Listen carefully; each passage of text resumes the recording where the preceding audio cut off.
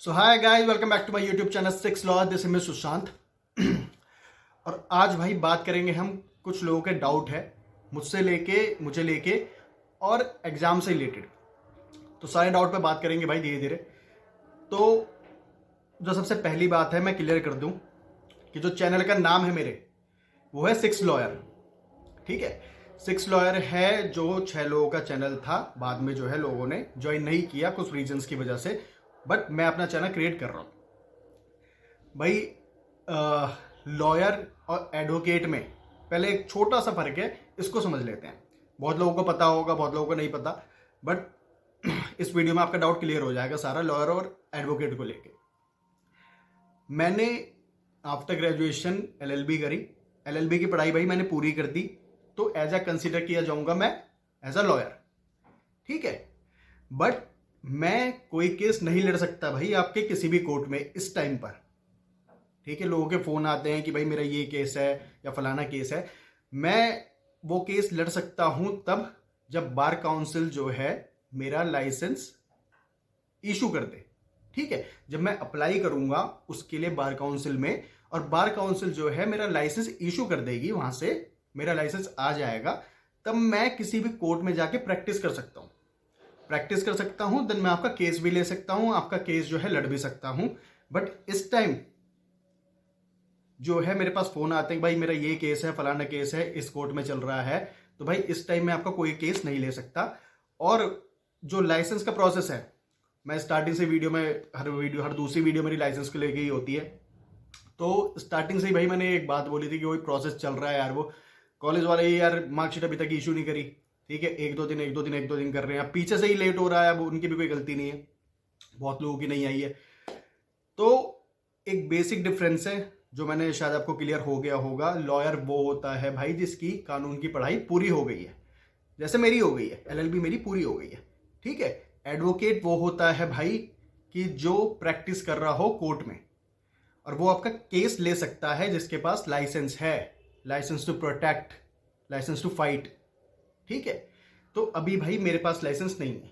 जब bar council मेरा licence जो है इशू कर देगी, तो उसके बाद भाई मैं आपका केस ले सकता हूं। ठीक है भाई। अब जो सेकंड डाउट था दूसरे का, एक भाई का मेरे पास मैसेज आया था इंस्टाग्राम पे, तो मैंने उस भाई को अपना नंबर दिया, तो उस भाई ने बात करी, 1 घंटे के आसपास मेरी बात हुई थी। तो उसने क्या किया, तो उस भाई को भाई मैंने अपना नंबर दिया, उस भाई ने मेरे से बात करी, करीब 1 घंटे के आसपास मेरी बात हुई उस भाई से। तो उसने मुझसे एक सवाल पूछा कि भाई मेरे जो फादर है वो मिसिंग थे और अब जो है 7 साल हो चुके हैं, और कोर्ट ने ये जजमेंट दिया है कि आप इनका डेथ सर्टिफिकेट ले सकते हो, तो वो सर्टिफिकेट मैं कहाँ से लूँ। तो भाई मैंने उस भाई को ये कहा था कि भाई आप मुझे कल फोन कर लेना, क्योंकि इस मामले में मैं आपको थोड़ा गाइड कर सकता हूं, बट प्रॉपर भाई मुझे अभी नहीं पता कि इस मामले में कैसे, मतलब क्या इंक्वायरी होगी या क्या चीज होगी, क्या प्रोसेस होगा। तो मैंने उससे कहा था कि मैं अपने सीनियर एडवोकेट से कंसल्ट करके आपको समझा दूंगा। तो उसने कहा ठीक है। अब उसके बाद भाई उस थोड़ा टाइम लग गया, 3-4 दिन लग गए, मैं भी थोड़ा बिजी था। तो फिर भी मैंने उस भाई को फोन किया, मैंने खुद से ही फोन किया था, और मैंने उस भाई को पूरी डिटेल में ये सारी की सारी बात समझा दी। बट उसके भी समझ में आ गई, पर उस भाई ने कहा कि भाई आपने बहुत लेट जवाब दिया है, बहुत लेट जवाब देते हो। पर भाई बात ऐसी है कि ये जो प्रोसेस आप बता रहे हो वो कानूनी प्रोसेस है, वो मैं अच्छे से आपको तब डिस्कस कर पाऊंगा, तब आपको समझा पाऊंगा जब मेरा लाइसेंस इशू हो जाएगा और मैं किसी कोर्ट में एज अ एडवोकेट प्रैक्टिस कर रहा हूँ, किसी लॉयर के साथ में या अकेले भी कर रहा हूँ, जो भी है। पर आप अगर मुझसे कोई सवाल पूछते हो, तो मैंने स्टार्टिंग में भी कहा था कि जो भी सवाल होंगे मैं उसका जवाब दूंगा। और मेरे पास ऐसा नहीं है कि अभी लॉयर ही है, मेरे पास एडवोकेट भी है, 8-10 एडवोकेट भी है, सीनियर एडवोकेट्स भी हैं। तो कुछ भी सवाल होते हैं तो मैं उनसे कंसल्ट कर लेता हूं, देन उसके बाद मैं आपको जवाब दे देता हूं। पर जो मेरा चैनल था वो इसलिए था कि एग्जाम पॉइंट ऑफ व्यू की जो एग्जाम पॉइंट ऑफ व्यू से कुछ बच्चे आते हैं, नए नए बच्चे आते हैं, उनको नहीं पता होता कि क्या प्रोसेस है एलएलबी में एडमिशन लेने का। 12th के बाद भी एलएलबी होती है भाई 5 साल की, और ग्रेजुएशन के बाद भी एलएलबी होती है। लोगों को नहीं पता होता मार्क्स कितने चाहिए होते हैं ग्रेजुएशन में या 12th में। और फिर कई मुझसे सवाल भी पूछे जाते हैं कि भाई मतलब LLB में मतलब जैसे एग्जाम आ रहे हैं तो उसमें कितनी शीट भरनी होती है, कितने पेजेस भरने होते हैं, तो ये सारी बात पे भाई बात करता हूँ, धीरे धीरे आएंगे। जो भाई आपका ये डाउट था लॉयर और एडवोकेट से रिलेटेड, तो शायद भाई आपका क्लियर हो गया होगा। मैंने जो इस तरह से समझाया है कि 12th के बाद जो आपकी 5 साल की जो लॉ होती है, फिर ग्रेजुएशन के बाद आपकी 3 साल की लॉ होती है, तो वो जब आप कानून की पढ़ाई पूरी कर लेते हो तो आपको एज अ लॉयर कंसिडर किया जाएगा।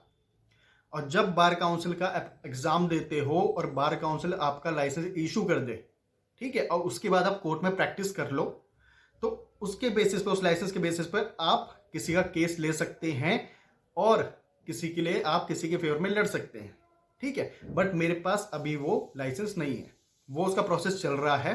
तो जैसे ही आ जाएगा, मैं जिस भी कोर्ट में जाऊंगा तो उसके लिए एक वीडियो बना दूंगा ही मैं कि मेरा लाइसेंस अब आ गया है, आप मुझसे कंसल्ट कर सकते हो, मैं आपका केस ले सकता हूं। जब मुझे ऐसा लगेगा कि हाँ ठीक है मैं आपका केस ले सकता हूं, तो तब जाकर मैं उसके लिए एक वीडियो बना दूंगा, आपको पता चल जाएगा। बट इस टाइम पे भाई मुझे जो फोन आते हैं कि भाई मेरा ये केस चल रहा है, आप ये केस ले लो या ये केस ले लो, तो अभी भाई मैं आपका कोई केस नहीं ले सकता, मेरे पास लाइसेंस नहीं है। मैं आपको एक अच्छा एडवोकेट सजेस्ट कर सकता हूं कि हाँ ठीक है, आपका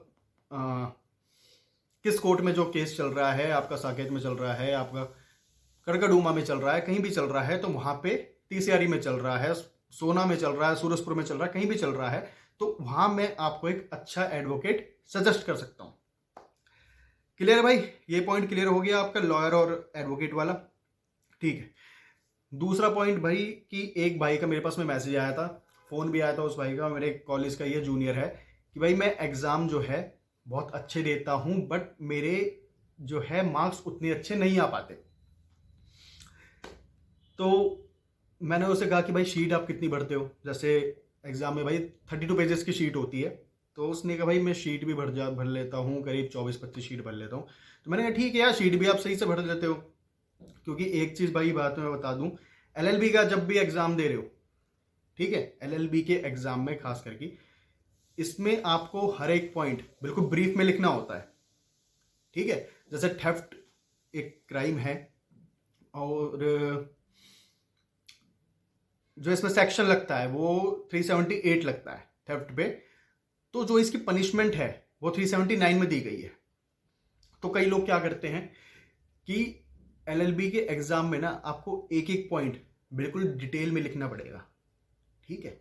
आपको जब एडमिशन लिया जाता है, जब 12th के बाद या आपको ग्रेजुएशन के बाद जब आपका एडमिशन होता है LLB में, फर्स्ट ईयर, ठीक है, टीचर को पता होता है बच्चा सीख रहा है, ठीक है, तो फर्स्ट ईयर में नॉर्मल है कि भाई आप एग्जाम जो है ठीक लिख रहे हो, मेन पॉइंट लिख रहे हो, ओके। बट सेकेंड ईयर से क्या होता है कि आपको जो है कोई भी चीज़ बिल्कुल ब्रीफ में लिखनी पड़ती है। जैसे कि आपको UDHR के बारे में पूछ लिया, WIPO के बारे में पूछ लिया, जैसे IPR के बारे में पूछ लिया, इंटेलेक्चुअल प्रॉपर्टी लॉ, टॉट जो सब्जेक्ट है, IPC जो भी सब्जेक्ट है, आपको उसके बारे में पूछ लिया, डिफाइन करने के लिए पूछ लिया, ठीक है। तो आपको उसे प्रॉपर डिफाइन करना पड़ेगा, ठीक है। आपको उसके ओरिजिन लिखना पड़ेगा, आपको क्लासिफिकेशन लिखनी पड़ेगी, आपको उसके सेक्शंस लिखने पड़ेंगे। कई लोग क्या करते हैं, सेक्शन नहीं लिखते, ठीक है, ओरिजिन लिख लेते हैं, क्लासिफिकेशन लिख लेते हैं, एडवांटेज लिख देते हैं, डिसएडवांटेज लिख देते हैं, सेक्शन नहीं लिखते। भाई सेक्शन लिखना बहुत ज़रूरी है, सेक्शंस के मार्क्स कटते हैं, ठीक है। अगर थेफ्ट जो क्राइम है उस का सेक्शन 378 लगता है और पनिशमेंट जो है 379 में है, तो आपको प्रॉपर लिखना पड़ेगा भाई कि 378 जो है सेक्शन है 3 महीने की कारावास है, और देन उसके बाद में जो है पनिशमेंट जो दी गई है वो सेक्शन 379 में है, प्लस सबसेक्शन लिखने पड़ेंगे कि ABCD अगर किसी में उसके सबसेक्शंस आते हैं तो। देन भाई जैसे मेरा एग्जाम होता था, तो कई लोग क्या करते हैं भाई कि कोई क्वेश्चन आता है डिफाइन करने के लिए कुछ, ठीक है, वो एग्जाम पूरा लिख के आते हैं, ठीक है, अच्छे से शीट भी भर देंगे, पर वो करते क्या है, वो ना ऐसे लिखते हैं, ठीक है, कि पहले पॉइंट से लेके शीट की पहले पेज से लेके 6 पेज तक ऐसे लिख देंगे कि भाई हमें मार्क्स मिल जाएंगे, ठीक है। और कुछ लोग ऐसे भी करते हैं, जो मेरे साथ में थे, कई लोग थे ऐसे कि स्टार्टिंग में थोड़ा सही लिखेंगे, बीच में वो घसीटा सा मार देंगे, अब फिर लास्ट में थोड़ा सही लिखेंगे, बीच में घसीटा मार देंगे, तो ऐसे वैसे करके। भाई टीचर चेक नहीं करेगा, टीचर फाड़ देगा, टीचर शीट फाड़ देगा, क्रॉस कर देगा वो। ठीक है, तुम्हें लग रहा है कि पेज ज्यादा भरने के चक्कर में कि मैं स्टार्टिंग में कुछ भी लिख दूं, स्टार्टिंग में सही लिख दूं और एंड में सही लिख दूं और बीच में कुछ भी लिख दूं तो टीचर को पता नहीं चल रहा, वो पढ़ेगा ही नहीं। एक क्लास में नाना करते हुए भी 90-100 बच्चे हैं और सेम सबके क्वेश्चंस आ रहे हैं। ध्यान देना इस बात को कि भाई 100 बच्चे हैं एक क्लास में और सेम ही है प्रोसेस, मतलब सबके क्वेश्चन सेम है। ठीक है, टीचर फ्रस्ट्रेट हो जाता है भाई एक ही कॉपी चेक कर करके। ठीक है, तो ये चीज है। अब वहां पे जब आपने घसीटा सा मार दिया ना कि कुछ भी घुचड़ पुचड़ से कर दी, बीच में जो है अंडरस्टैंड सेक्शन डाल दिए, ठीक है, तो टीचर जो है क्रॉस कर देता है सारा। तो ये चीज नहीं करनी भाई, जितना आता है उतना लिखना है। और दूसरी चीज भाई मैं आपको बताऊं, जैसे उस भाई कह रहा था कि मेरे जो है नंबर, मेरे मार्क्स इतने अच्छे नहीं आ पाते, उसका रीजन क्या होता है कि सबसे पहली बात कि एलएलबी में ब्रीफली आपको सब कुछ लिखनी पड़ती है, डिस्क्राइब करना पड़ता है, डिफाइन करना पड़ता है हर चीज को। ठीक है, अब सपोज कि आईपीआर है, इंटेलेक्चुअल प्रॉपर्टी लॉ है, तो उसके आपको राइट्स लिखने पड़ेंगे। ठीक है, आईपीआर सबसे पहले आप डिफाइन कर लो। ठीक है, फिर उसके बाद उसके राइट्स डिफाइन कर लो, सेक्शंस लिख लो, फिर उसके बाद में एडवांटेज लिख लो, डिसएडवांटेज लिख लो, फिर कॉपीराइट, ट्रेडमार्क, WIPO, UDHR। ठीक है, इतने सारे टॉपिक हैं एक ही चैप्टर के अंदर, एक ही क्वेश्चन के अंदर, कि अगर आप किसी भी क्वेश्चंस के मतलब अगर ये सारी चीजें डिफाइन करते हो, क्लासिफिकेशन, एडवांटेज, ऑब्जेक्टिव्स, तो अगर इसके 3-3 पॉइंट भी लिख दो ना तब भी 6 पेज आपके भर जाते हैं। ठीक है, पर ये जो घसीटा मारते हो ना, तो इसमें जो है टीचर जो है फाड़ देगा शीट आपकी, फाड़ेगा इन द सेंस कि आपके क्रॉस कर देगा। ठीक है, तो ये चीज भाई मत किया करो, इसमें आपको नंबर नहीं मिलते। और आप लॉ कर रहे हो तो भाई मेरी नजर में 2 प्रोफेशन ऐसे हैं कि जो दूसरों को प्रोटेक्ट करने के लिए होते हैं, एक MBBS और एक लॉ। ठीक है, कि दूसरा आदमी टेंशन लेके आता है इन दोनों के पास में, डॉक्टर के पास भी और लॉयर के पास भी, एडवोकेट के पास भी। ठीक है, और वो जो है उसकी टेंशन दूर करते हैं। ठीक है, एक समाज सेवा है ये, तो इसमें अगर इंटरेस्ट हो ना तो ही आना, क्योंकि भाई MBBS का मुझे पता नहीं, लेकिन लॉ की फील्ड में ना जो मुझे पता है पैसा नहीं है।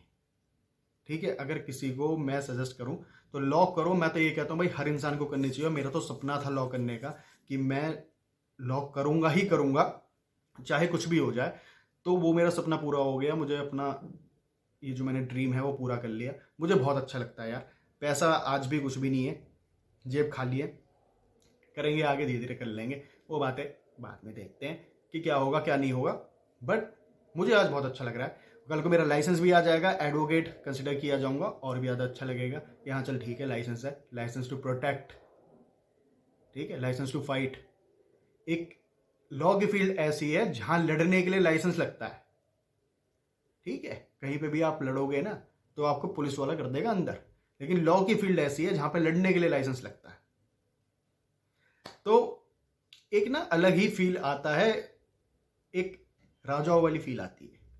खैर ये चलो बात अलग करते हैं, तो मेरा पर्सनल ओपिनियन है लॉ को लेके।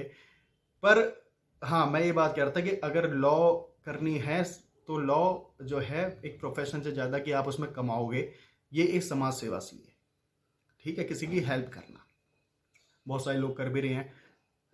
इंस्टा पे, फेसबुक पे, यूट्यूब पे बहुत वीडियो आती है, सेक्शन बताए जाते हैं कि भाई आप पुलिस वाले से ऐसे बात कर सकते हो, ऐसे बहुत अच्छा काम कर रहे हैं वो भी।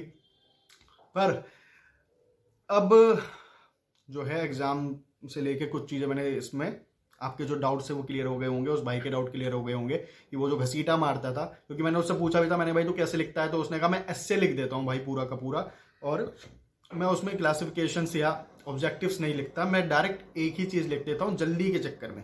भाई 3 घंटे का एग्जाम होता है, 3 घंटे का एग्जाम बहुत होता है। ठीक है, जब कोरोना टाइम था मेरा, उस टाइम पे एग्जाम हुआ था, तब भी उतने ही क्वेश्चंस आते थे और 1.5 घंटे में भी मैंने अपना एग्जाम कवर किया है, और 1.5 घंटे में भी मैं कम से कम 21-22 शीट भर दिया था। अब बात करते हैं भाई शीट को लेके, ठीक है, और क्वेश्चन पेपर को लेके।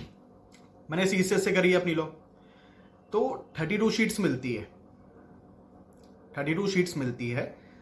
उसमें आते हैं भाई आपके 20-20 नंबर के 3 क्वेश्चंस, ठीक है, और उसके बाद 10-10 नंबर के 2 क्वेश्चंस आते हैं और 4-4 नंबर के 5 क्वेश्चन आते हैं। तो सबसे पहले जाके ना अपना माइंड सेट कर लेता था मैं कि 32 पेज है तो अब इसे भरना कैसे है, ठीक है।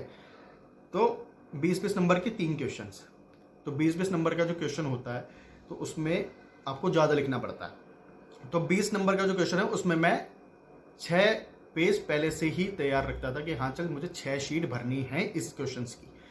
तो 3 क्वेश्चन के कितने हो गए 18, फिर 10-10 नंबर के 2 क्वेश्चन है उसमें 4-4 शीट भरनी, कितने हो गए 18 + 8 26, और 4-4 नंबर का जो क्वेश्चन होता है वो इसमें बहुत शॉर्ट आंसर लिखना होता है। कोई सेक्शंस पूछ लिया किसी ने या किसी का ओरिजिन पूछ लिया, कुछ डिस्क्राइब करने के लिए पूछ लिया, तो उसमें मतलब एक पेज बहुत होता है आपको आंसर करने के लिए, ठीक है, कि एक पेज में भी आप अपना आंसर कर सकते हो आराम से।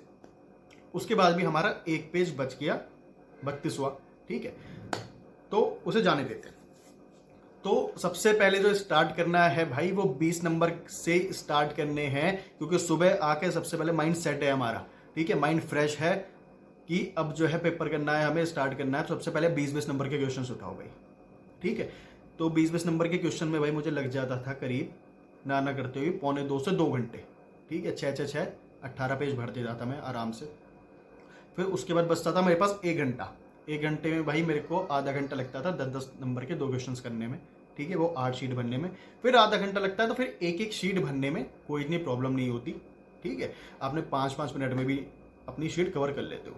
पर जो स्टार्ट करना है वो 20 नंबर के क्वेश्चन से स्टार्ट करो भाई। मेरे साथ में जो मेरे ग्रुप के बहुत सारे लोग थे, मेरी क्लास के बहुत सारे लोग थे जो स्टार्ट करते थे 10 वाले से, जो उन्हें पहले आ जाता था तो वो कर लेते थे।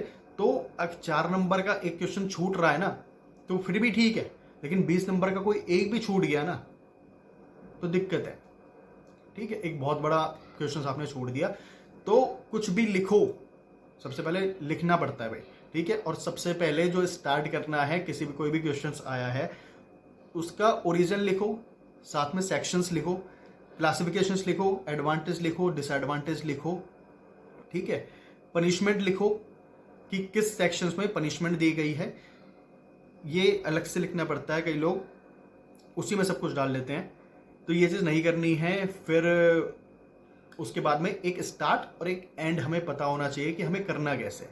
तो स्टार्टिंग हमें ओरिजिन से स्टार्ट करनी है कि हाँ चल ठीक है, ये हमने अडॉप्ट किया है या हमारा ही कॉन्स्टिट्यूशन कहता है, ठीक है, क्योंकि बहुत सारी चीज़ें हैं जो हमने यूएस कॉन्स्टिट्यूशन से अडॉप्ट करी है, बाहर से भी अडॉप्ट करी है। तो ओरिजिन लिखना है, डिफाइन करना है, बेसिक्स लिखने हैं, क्लासिफिकेशंस, ऑब्जेक्टिव्स, एडवांटेज, डिसएडवांटेज, ठीक है। तो ये सारी चीज़ें हमें यहाँ से ये चीज़ पूरी करनी है। क्लियर है भाई, एग्जाम कैसे करना है। अब जो है मेरे पास नोट्स पड़े हुए हैं, आईपीआर के पड़े हुए हैं, इंटेलेक्चुअल प्रॉपर्टी लॉ के, राइट्स के, ठीक है, टॉर्ट्स के हैं, मुस्लिम लॉ के हैं। मुस्लिम लॉ में मैंने एक लेक्चर भी दिया था, उसकी वीडियो होगी, किसी काम अगर किसी को चाहिए होगा तो मुझे बता देना। तो जितने भी मेरे फर्स्ट सेमेस्टर से लेके 6 सेमेस्टर के जितने भी सब्जेक्ट हैं मेरे पास नोट्स पड़े होंगे, जो भी पड़े होंगे मैं आपको प्रोवाइड करवा दूंगा। किसी को चाहिए हो तो मुझे बता देना, तो वो मैं आपको पीडीएफ बना के लिंक डिस्क्रिप्शन में डाल दूंगा, वहाँ से आप इजी से कैरी कर सकते हो, ठीक है, आराम से। बस थोड़ा राइटिंग का इशू है मेरा, मुझे समझ में आ जाए ऐसी राइटिंग में मैं लिखता था, ठीक है, पर आपको अगर नहीं समझ में आएगी तो उसकी मैं अलग से वीडियो बना दूंगा। पढ़ा ऐसा है कि मैंने कभी किसी को पढ़ाया नहीं है, ठीक है, बट मैं ट्राई कर सकता हूँ कि हाँ चल ठीक है, अगर किसी ने कुछ मुझसे पूछ लिया कि भाई क्या है कैसा है तो इस टॉट पढ़ा दो या मुस्लिम लॉ पढ़ा दो, तो मैंने एक बार लेक्चर दिया भी था, पर वो 2 साल पहले की बात है। तो अगर किसी ने मुझसे पूछा तो मैं कि इस टॉपिक पे वीडियो बना दो, कुछ डाउट क्लियर कर लो, तो मैं वो चीज़ कर दूंगा। और जो स्टार्टिंग की बात कही थी मैंने लॉयर एडवोकेट वाली, तो भाई मैं अभी आपका कोई केस नहीं ले सकता, तो उसके रिगार्डिंग भाई कोई मैसेज मत करना अभी फ़िलहाल। और कुछ सवाल पूछने हैं तो मैं जो है, जो मुझे पता होगा, जो मुझे आता होगा वो मैं आपसे शेयर कर दूंगा। अगर नहीं आता होगा तो अपने सीनियर एडवोकेट से कंसल्ट करके आपसे को बिल्कुल इस लेवल तक बता दूंगा ना कि आपको दोबारा फिर किसी एडवोकेट के पास जाने की जरूरत नहीं पड़ेगी। इतना मैं आपको अगर किसी ने मुझसे कुछ पूछा है तो मुझे लगता है कि नहीं यार, इसको प्रॉपर एक मार्क सा दिखा दूं मैं कि हाँ चल ठीक है कि आपको यहाँ जाना है, पुलिस स्टेशन जाना है, कोर्ट जाना है, फलानी तारीख को जाना है, ऐसा होगा या वैसा होगा, तो पूरी डिटेल में ऐसा बता दूं कि ऐसा ना हो कि मेरे से जानने के बाद वो किसी तीसरे के पास जाए और वो कुछ उसे अलग गाइड कर दे, कुछ गलत गाइड कर दे। सही गाइड कर रहा है तो चलो ठीक है, लेकिन कुछ किसी गलत गाइडेंस में ना आ जाए। तो अभी जो मेरी वीडियो होती है भाई, वो 6 लॉयर जो चैनल है, वो जिन्होंने एडमिशन लेना है 12th के बाद लॉ में, या फिर जो LLB कर रहे हैं उनके लिए होती है, ठीक है। बाकी शॉर्ट वीडियोस वगैरह जो भी अलग से मैं बना देता हूँ वो अलग बात है। तो चलते हैं भाई, आपके डाउट जो है क्लियर हो गए होंगे, बहुत सारे डाउट क्लियर हो गए होंगे, एग्जाम से रिलेटेड भी डाउट क्लियर हो गए होंगे, लॉयर्स और एडवोकेट का फर्क भी क्लियर हो गया। बाकी अगर किसी का डाउट हो तो मुझे मैसेज कर देना, कमेंट कर देना। किसी टॉपिक पे वीडियो चाहिए होगी तो उसके लिए भी मैसेज कर देना, कमेंट कर देना। वीडियो अच्छी लगी हो तो चैनल को लाइक करें, शेयर करें, सब्सक्राइब करें। थैंक यू, बाय बाय, जय हिंद, जय भारत।